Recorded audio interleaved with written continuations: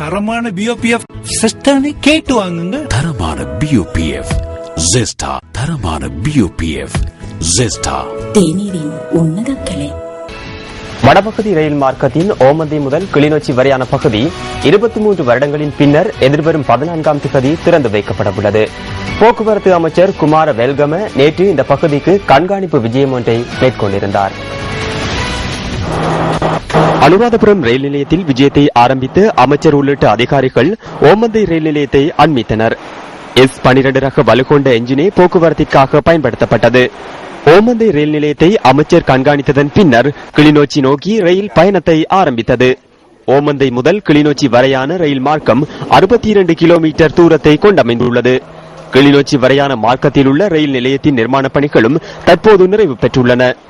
இதற்காக 185 மில்லியன் அமெரிக்க டாலர்கள் செலவிடப்பட்டுள்ளன.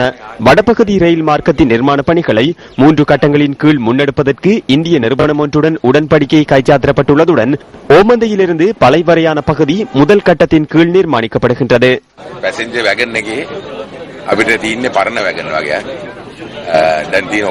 பழைய பயணிகள் பெட்டிகளே எம்மிடம் உள்ளது. தற்போது பவர் செட்களே காணப்படுகின்றன. விரைவில் புதிய 100 பயணிகள் பெட்டிகளை கொள்வனவு செய்ய எதிர்பார்த்துள்ளோம். ஏனெனில் எம்மிடம் 6 என்ஜின்கள் மாத்திரமே உள்ளன. பயன்படுத்தக்கூடிய 9 6 என்ஜின்